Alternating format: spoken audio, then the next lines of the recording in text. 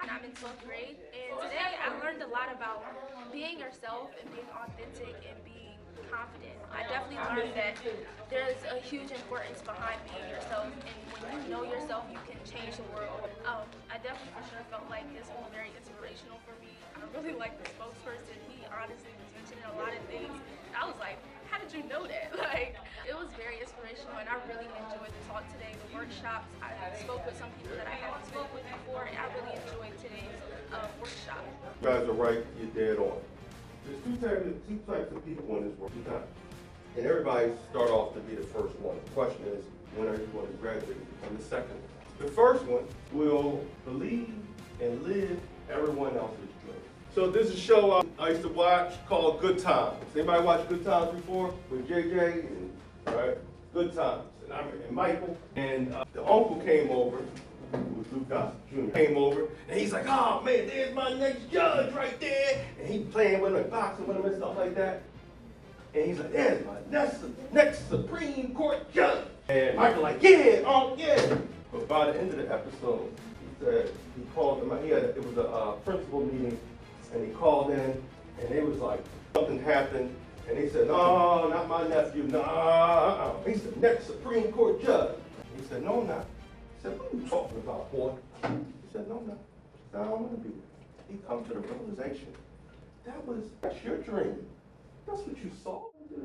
So people see things in you, and there's nothing wrong with it, especially when they see big things, and they're dreaming for you, and they kind of like painting a picture for you and telling you what the possibilities are. But the question is, you want it. How do you see yourself? And when you get bold enough to embrace that, and you want to, it's like you go full throttle, and you go to achieve it, you work to achieve it, you are dangerous, and you are on pace, on course to change the world. I truly believe that. I embrace it. That's my motto. I was created to change the world, and I try to tell everybody else that I come across, you were created to change the world too. Together we are the solution. But if you don't believe that you was created to change the world, then I guess we won't be the solution, right? When I say dream big, I really mean dream big. I mean, there's nothing else about it. It's dream big. Please don't take it for granted. Like, really go through the experience.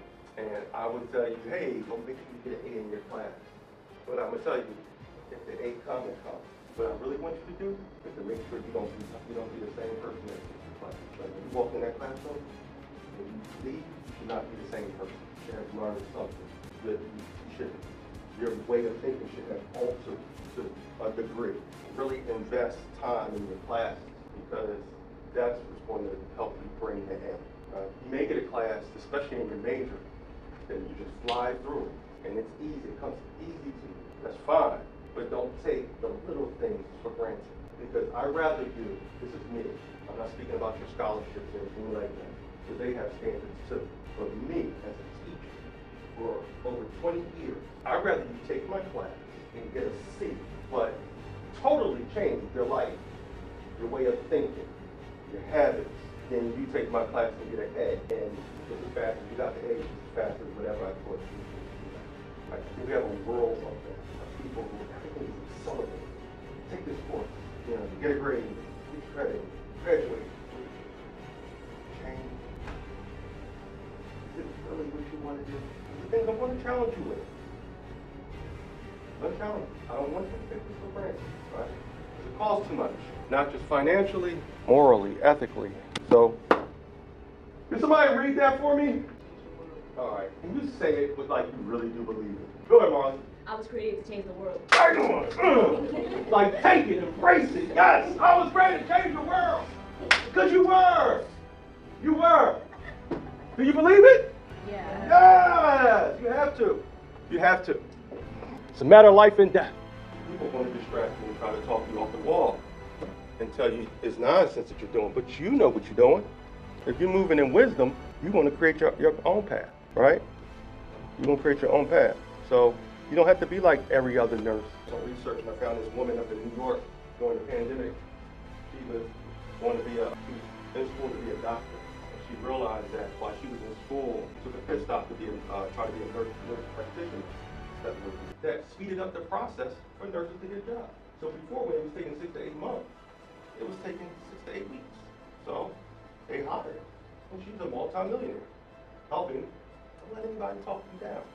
Whatever's in your story, whatever's written in your story, there's a lot of lessons along the way. Just be open to the lessons and capitalize.